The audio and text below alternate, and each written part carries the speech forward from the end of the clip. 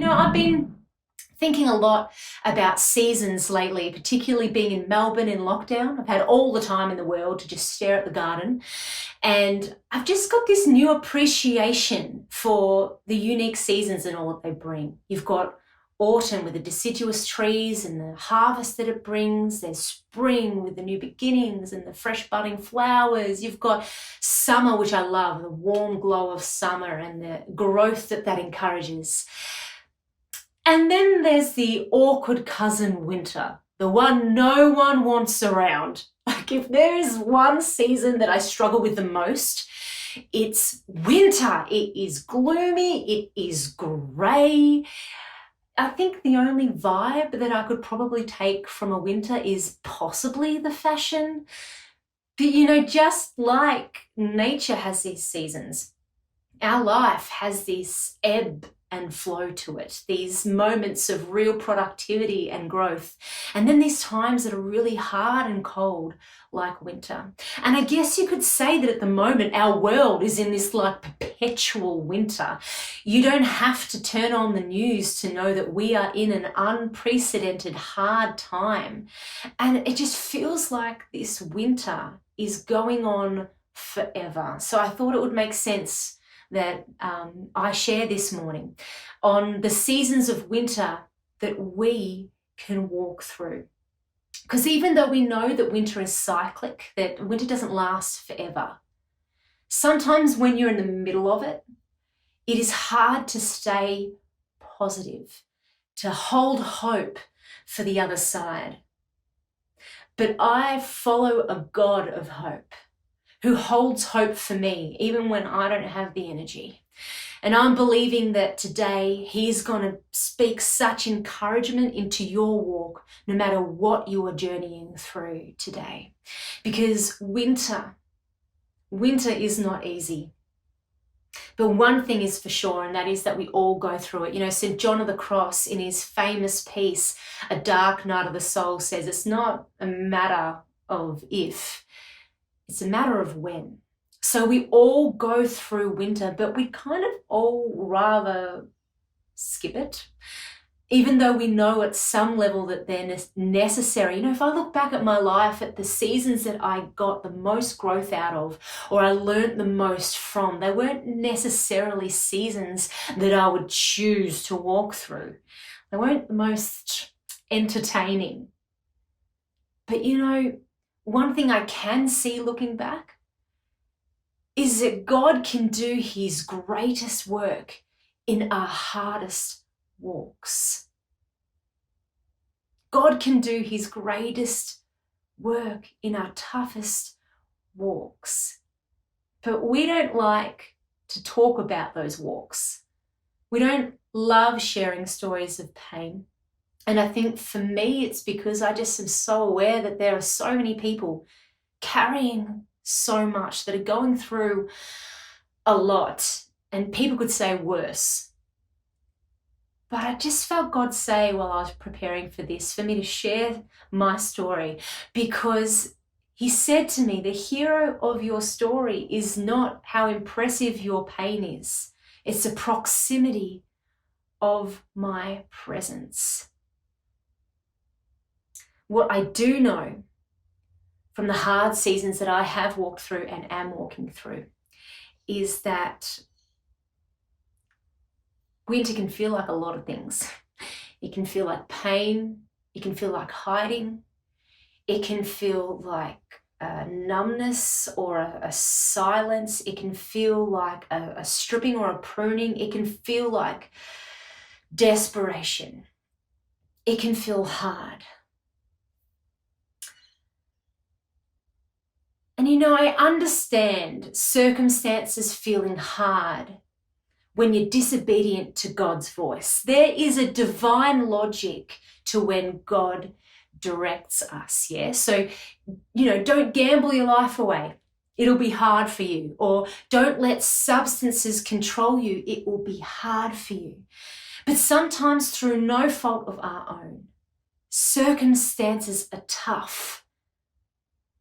How do we reconcile that? Well, I actually saw this exact wrestle. Thank goodness it's not just me. in the Bible, in Matthew chapter 14. It's that story, you might know it, of when Jesus walked on water. So I want to read it to us again today. Verse 22 says, "Immediately Jesus made the disciples get into the boat and go on ahead of him to the other side while he dismissed the crowd. After he had dismissed them, he went up on a mountain by himself to pray. Later that night, he was there alone, and the boat was already a considerable distance from land, buffeted by the waves because the wind was against it." The disciples had hit a storm. And the story goes on to say that in the middle of their fear, they looked out into the wind and the waves and they saw Jesus. And one of the guys says, "Jesus, if it's you, tell me to get out of the water." So Jesus says, "Come." And this guy gets out of the boat and he immediately sees the wind and the waves around his ankles and he freaks out and he starts to sink. And it says then in verse 31, as he cried out to Jesus, immediately Jesus reached out his hand and caught him. "You of little faith," he said, "why did you doubt?" And when they climbed into the boat, the wind died down. Then those who were in the boat worshipped him, saying, "Truly, you are the Son of God." Look, if we go to the top of that story again together, it says that immediately Jesus made the disciples get in the boat and go on ahead of him. But in verse 24, it then says the winds were against them. Hang on. But they were being obedient to Jesus. I mean, I can understand things not going well for Jonah. Like, God said to him, go to Nineveh, and he fled to Tarshish. If God tells you to go to Melbourne and you flee to the Whitsundays, no one's going to blame you, but it's probably not going to go well for you. What if, like the disciples, Jesus tells you to get in the boat and you go and you find yourself with the wind and the waves against you in the middle of a storm. You find yourself in the middle of winter. My husband Ricky and I found ourselves in the middle of a bit of a winter season a few years ago. Ricky is a really gifted, really clever chippy, a carpenter.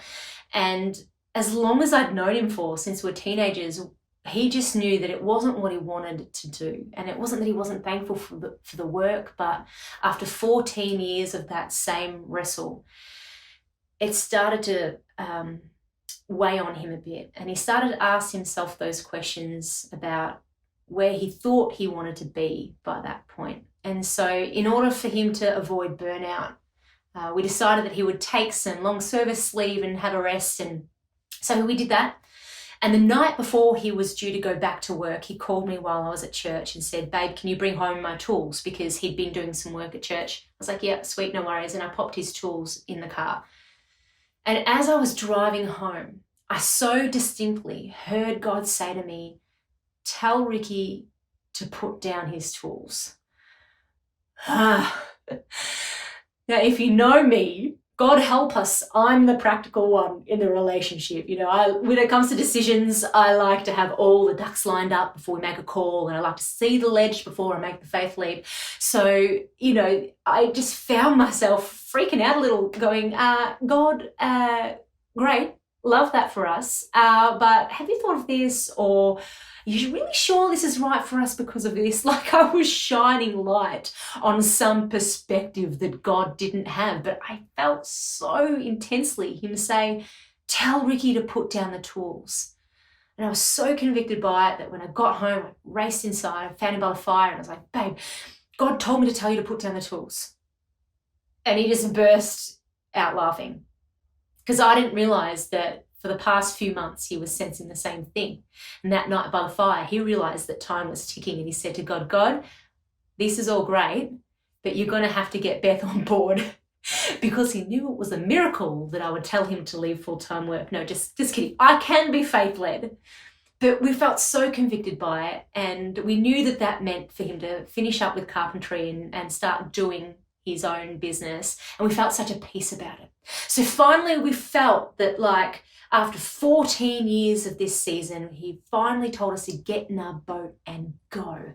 And there was so much momentum and joy around it, and he was just about to launch his products when Ricky had an accident and he broke his foot in 2 places and snapped a ligament. And all of a sudden, this most active guy you've ever met could not walk, let alone work or cook or get in the garden or do his triathlons. You know, the most active guy stopped in his tracks. And we were like, this is not the plan. You know, there's only so much Red Bull TV a guy can watch. And we just felt like it was such a real strain, not only physically because he was in a lot of pain for longer than they expected, but emotionally and financially. He couldn't work in that season. And when you're in that kind of a winter, even people's well-intended encouragements can be hard to digest. You know, if anyone had said to me in that time, things happen for a reason, I would have been like, okay, Karen, like, appreciate it. But we really felt like everything was being stripped and everything was being pruned back. We were in the middle of a dark night of the soul and a real winter. What do you do when you feel like you are following God's lead, but you get let down? What do you do when you feel like you're being faithful with what God is asking you to do, but you get met with disappointment?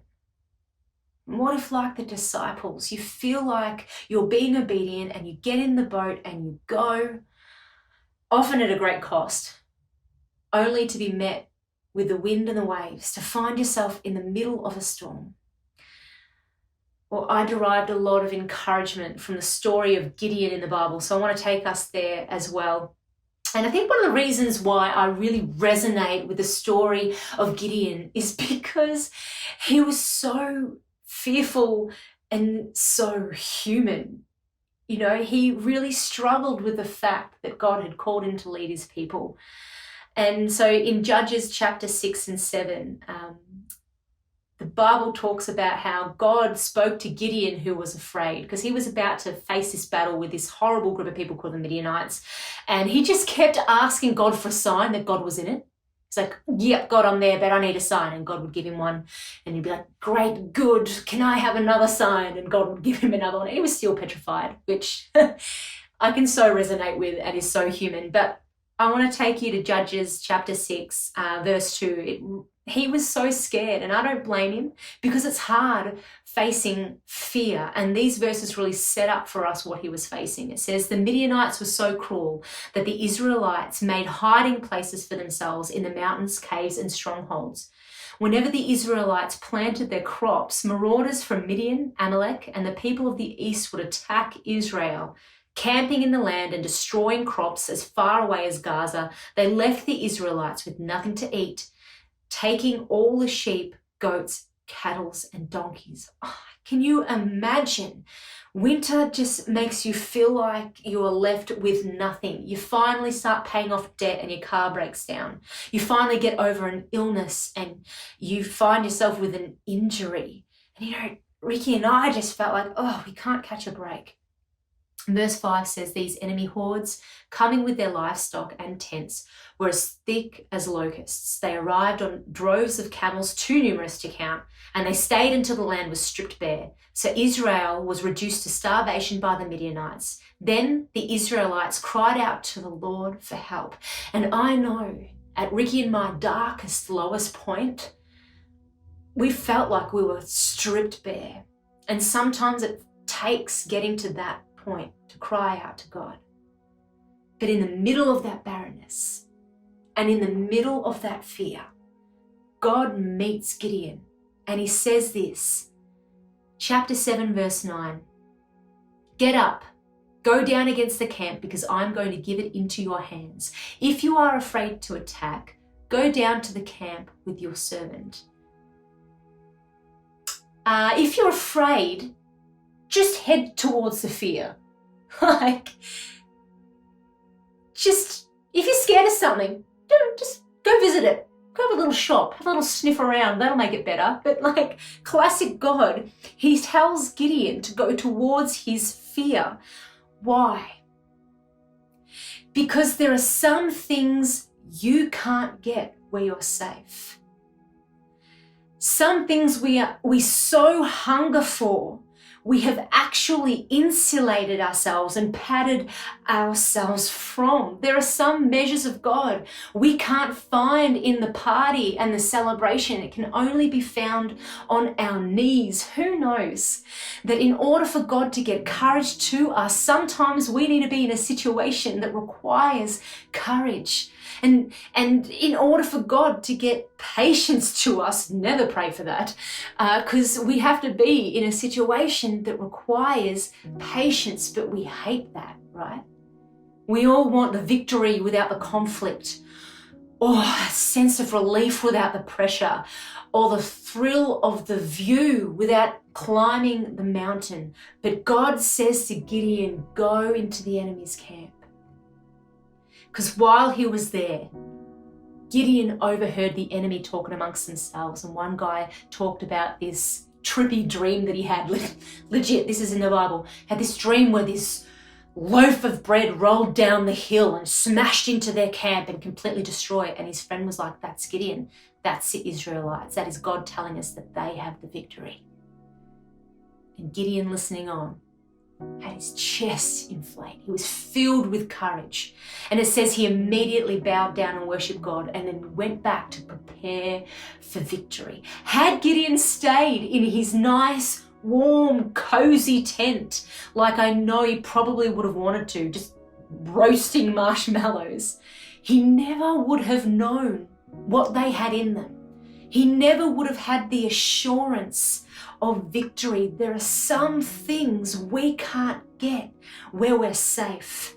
There are some lessons God can only teach us in our winter season. Can we truly know how brave we are unless we faced fear? Can we truly know that we are trusting in God unless we have had every other prop removed?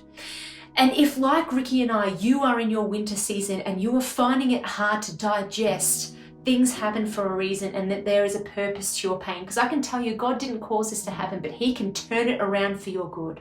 But if you are struggling to reconcile your winter, where your winter is going, with an apparent good God, then at least just take this next part of the story into your soul. It says, before Gideon was filled with courage in that moment, in the enemy camp, before he even went to battle, an angel of the Lord found him hiding and said to him, therefore the Lord said to him, chapter 6 verse 12, mighty hero, the Lord is with you.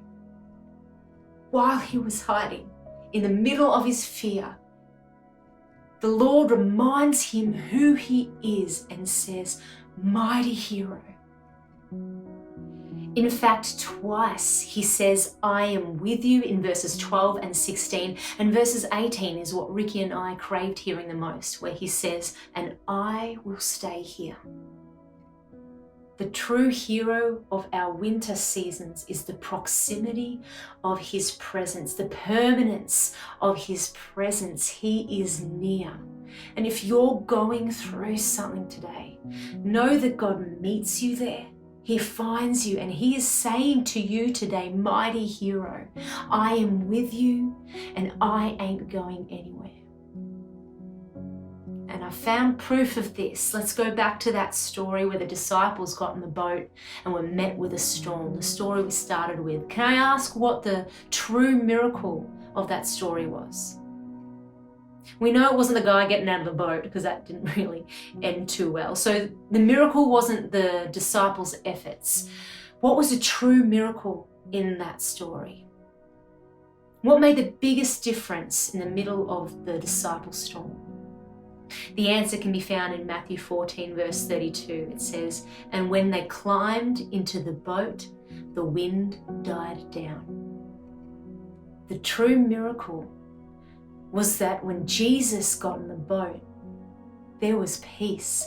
Jesus's presence brings peace, and we can take comfort from the fact that in the middle of our winter season, it's not about us trying harder or striving. Our answers are not found in our efforts to get out of the wind and the waves. Our answers are found in the one who gets in with us.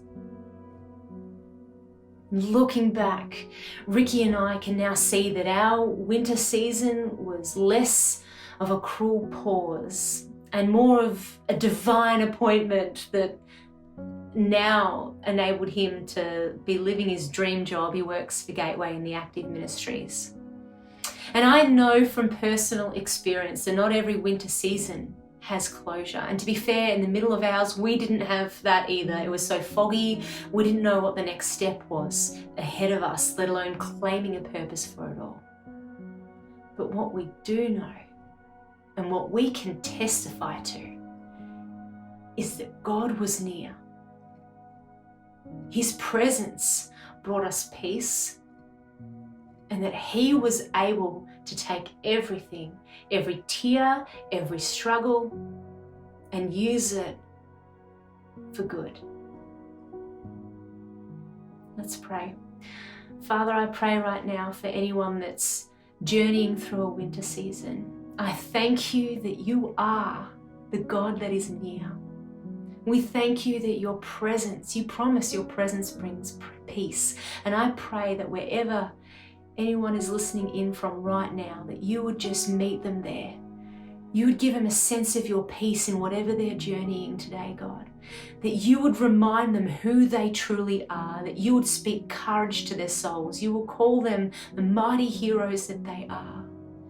And Father, we just say right now that we trust you, to know that whatever we are carrying, whatever we are going through today, you will use for your good. We praise you, God. Amen.